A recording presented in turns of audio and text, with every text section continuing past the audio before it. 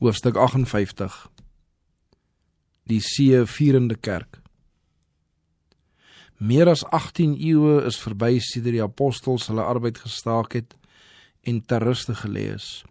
Maar die geskiedenis van hulle arbeid en opoffering ter wille van Christus is nog steeds een van die kosbaarste skatte van die kerk. Hierdie geskiedenis, wat onder leiding van die Heilige Gees te boek gestel is opgeteken sodat die volgelinge van Christus in elke eeu daardeur gedryf mag word om groter erns en ywer vir die saak van die heiland aan die dag te lê. Hulle het die opdrag van Christus aan die apostels uitgevoer. Na mate hierdie kruisgesandte uitgegaan het om die evangelie te verkondig, was daar 'n openbaring van die heerlikheid van God, so sterflinge nog nooit tevore aanskou het nie. Deur met die Gees saam te werk het die apostels se werk verrig wat die wêreld geskit het. Die evangelie is in daardie een geslag aan elke volk verkondig. Heerlik was die gevolge van die bediening van die gekose apostels van Christus. Aan die begin van hulle bediening was sommige van hulle ongeletterde manne, maar hulle toewyding aan die saak van hulle Here was sonder voorbehoud en onder sy leiding het hulle die nodige voorbereiding opgedoen vir die groot werk wat aan hulle opgedra is. Genade en waarheid het hulle harte geregeer, hulle motiewe besiel en hulle dade beheers. Hulle lewens is met Christus in God verberg en die self is uit die oog verloor, in die dieptes van die oneindige liefde verswelg. Die disippels was manne wat geweet het hoe om ernstig te praat en te bid, manne wat die krag van die sterkte van Israel kon aangryp. Hulle het dig aan die sy van God gestaan en dit as hulle eie eer beskou om sy troon te vereer.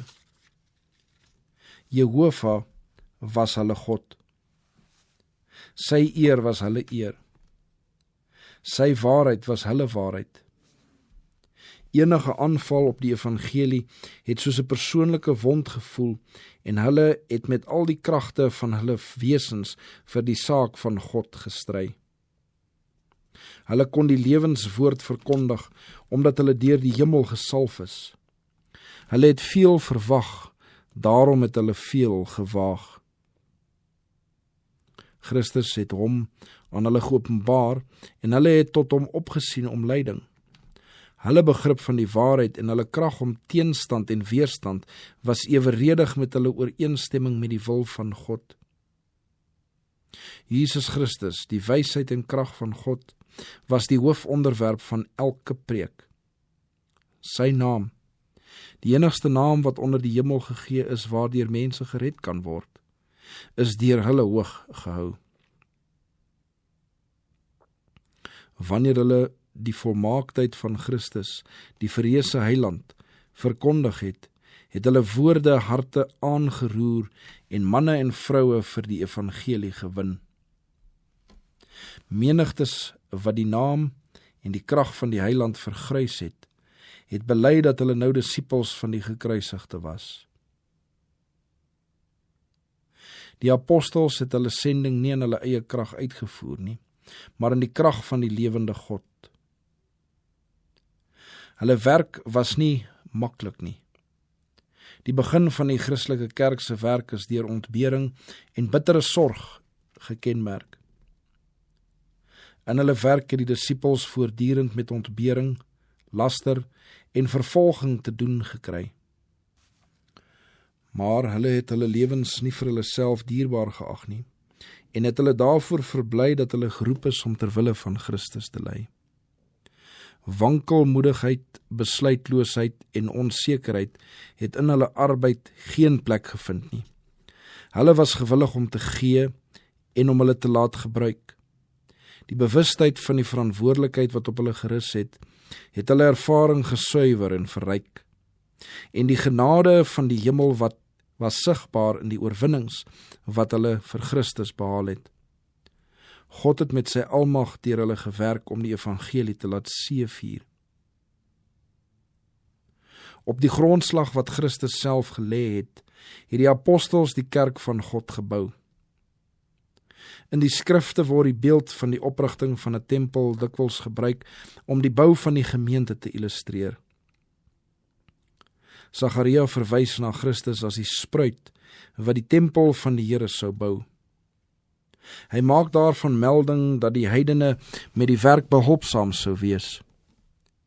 Die wat ver is, sal kom en aan die tempel van die Here bou. Jesaja verklaar verder, uitlanders sal jou mure bou. Sagaria 6 vers 12 en 15 en Jesaja 60 vers 10. Aangaande die oprigting van hierdie tempel sê Petrus, kom na my toe, die lewende steen wat deur die mense wel verwerp is, maar by God uitverkore en kosbaar is, en laat julle ook soos lewende stene opbou tot 'n geestelike huis, 'n heilige priesterdom, om geestelike offers te bring wat aan God welgevallig is deur Jesus Christus. 1 Petrus 2 vers 4 en 5. In die steengroef van die Joodse en heidense wêreld het die apostels gewerk en stene uitgehaal om die fundament te lê. In sy brief van die gelowiges te Efese sê Paulus, so is julle dan nie meer vreemdelinge en bywoners nie, maar medeburgers van die heiliges en huisgenote van God, gebou op die fundament van die apostels en profete, terwyl Jesus Christus self die hoeksteen is, in wie die hele gebou, goed saamgevoeg, verrys het tot 'n heilige tempel in die Here, in wie julle ook saam opgebou word tot 'n woning van God in die Gees. Efesiërs 2 vers 19 tot 22. En aan die Korintiërs het hy geskryf, volgens die genade van God wat aan my gegee is, het ek soos 'n bekwame boumeester die fundament gelê, en 'n ander bou daarop, maar elkeen moet oppas hoe hy daarop bou. Want niemand kan 'n ander fundament lê as wat daar gelê is nie. Dit is Jesus Christus. En as iemand op die fundament bou, goud, silwer, kosbare stene, hout, hooi, stoppels, elkeen se werk sal aan die lig kom, want die dag sal dit aanwys, omdat dit deur vuur openbaar gemaak word, en die vuur sal elkeen se werk op die proef stel, hoedanig dit is. 1 Korintiërs 3, vers 10 tot 13. Die apostels het op 'n vaste fundament gebou, naamlik die rots van die eeue. Na daardie fundament het hulle die stene gebring wat hulle uit die wêreld gegrawe het. Die bouers het nie ongehinderd gearbei nie. Die vyand van Christus het hulle werk uiters moeilik gemaak. Hulle moes stry teen die dweepsug, vooroordeel en haat van diegene wat op 'n valse fundament gebou het. Vele van diegene wat die kerk gebou het, kon vergelyk word by die bouers van die muur in Nehemia se tyd, aangaande wie daar geskryf staan. Van die bouers aan die muur het die lasdraers hulle werk so gedoen, dat hulle met die een hand die werk verrig het en met die ander hand die werpspies vashou. Nehemia 4 vers 17. Konings en goewerneurs, priesters en owerstes het die tempel van God probeer vernietig. Maar met gevangenskap, pyniging en die dood voor oë het getroue manne die werk voortgesit en die bouwerk het pragtig en eweredig gegroei. Soms is die werksmense byna verblind deur die mis wat hulle omgeef het. Soms is hulle byna deur die geweld van hulle teenstanders oorrompel. Maar met onwankelbare geloof en standvaste gemoed het hulle die werk voortgesit. Een na die ander is die vooraanstaande bouers deur die hand van die vyand neergevel. Stefanus is gestenig, Jakobus is met die swaard gedood, Paulus is onthoof, Johannes is verban. Nogtans het die kerk gegroei. Nuwe werkers het die plek ingeneem van die wat neergevel is, en steen na steen is by die gebou gevoeg. So het die tempel van die kerk van God geleidelik gegroei.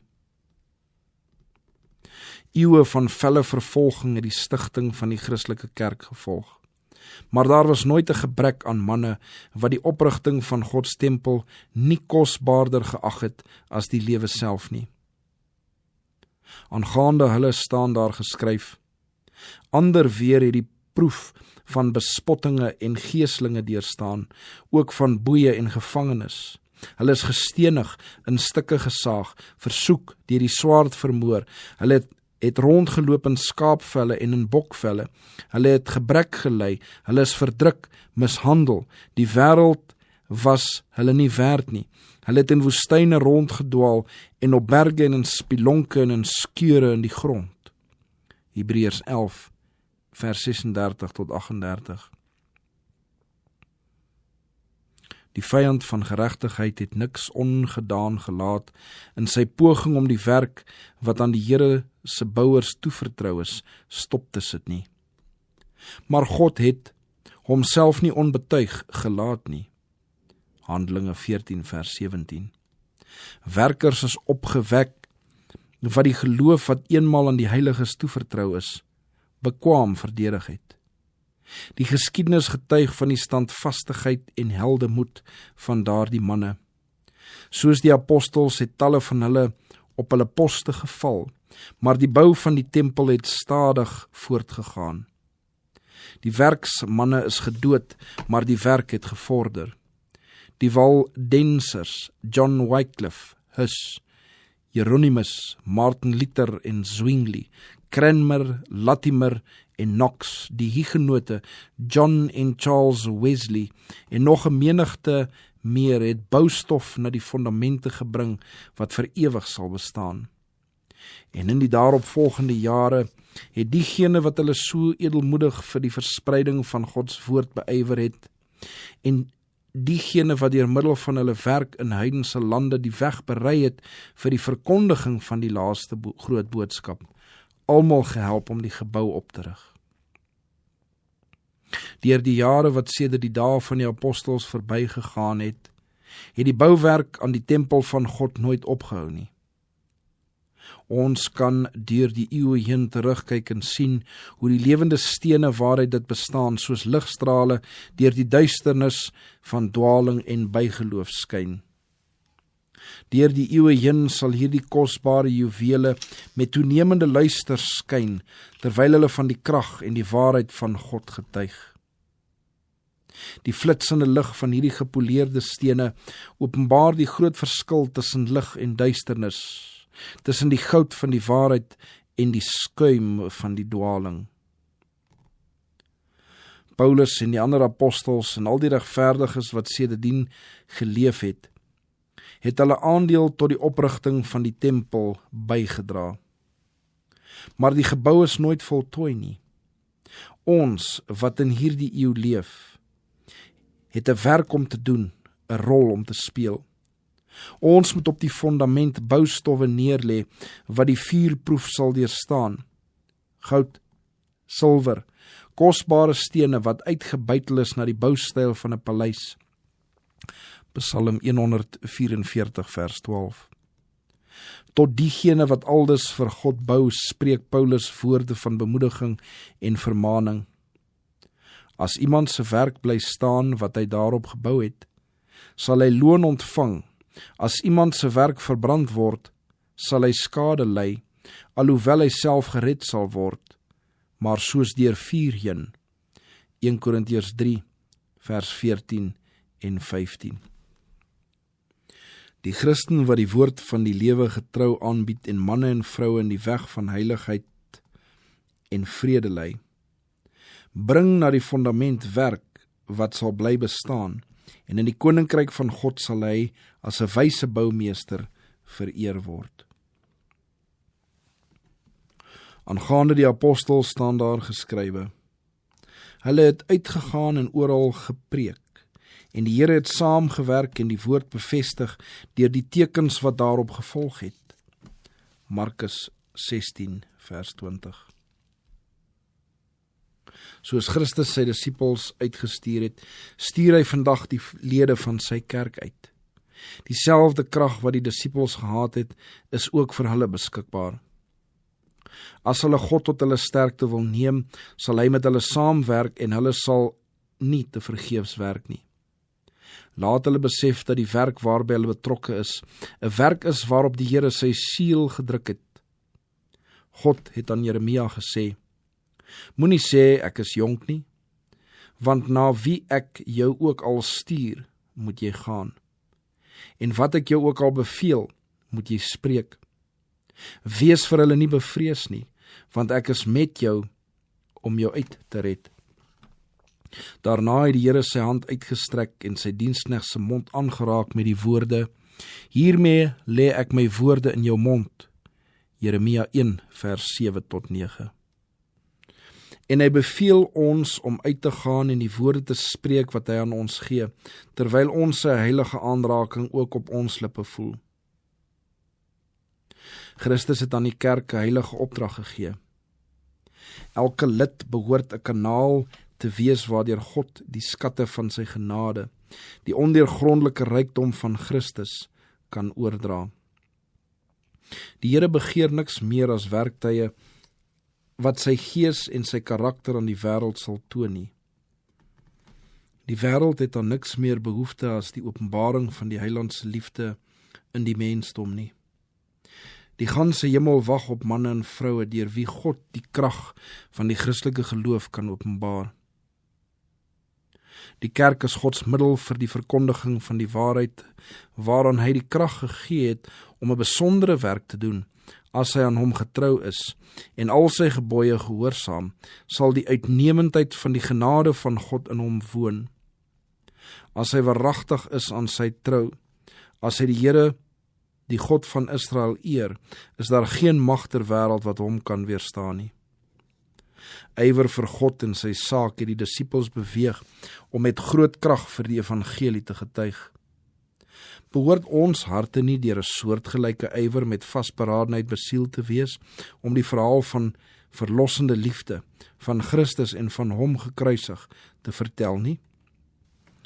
Dit is elke Christen se voorreg om nie net na die koms van die Heiland uit te sien nie, maar ook om dit te verhaas. As die gemeente net die kleed van Christus se geregtigheid wil aantrek en hom wil losmaak van alle gemeenskap met die wêreld, sal daar vir hom 'n gunstige en heerlike dag aanbreek. Gods belofte aan hom sal vir ewig vasstaan. Hy sal hom tot 'n ewige heerlikheid maak, 'n vreugde vir vele geslagte. Die waarheid sal diegene oor die hoof sien wat dit smaad en verag, en dit sal seëvier. Alhoewel dit soms skynbaar vertraag word, is sy vooruitgang nooit gekeer nie. Wanneer die boodskap van God teenstand ondervind, gee hy daar bykomende krag aan, sodat dit 'n groter invloed kan uitoefen. Omdat dit met goddelike krag bedeel is, sal dit deur die sterkste versperrings 'n weg baan en oor elke hindernis seëvier. Wat het die seun van God gedurende sy lewe van arbeid en opoffering ondersteun? Hy het die gevolge van arbeid van sy siel gesien en hy was tevrede.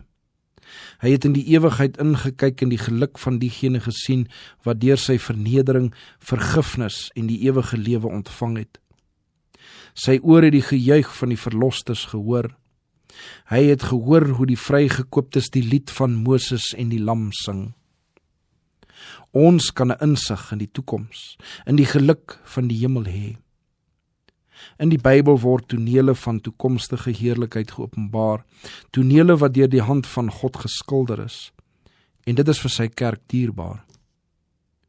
Deur die geloof kan ons op die drempel van die ewige stad staan en die genadige verwelkoming hoor van diegene wat in hierdie lewe met Christus saamgewerk het omdat hulle dit as 'n eer beskou het om ter wille van hom te ly. Wanneer hulle die woorde, kom, julle geseëndes van my Vader, hoor, werp hulle krone voor die voete van die Verlosser neer, terwyl hulle uitroep, die lam wat geslag is waardig om te ontvang die krag en die rykdom en die wysheid en die sterkte en die eer en die heerlikheid en lof. Aan hom wat op die troon sit en aan die lam kom toe die lof en die eer en die heerlikheid en die krag tot in alle ewigheid. Matteus 25 vers 34 en Openbaring 5 vers 12 en 13.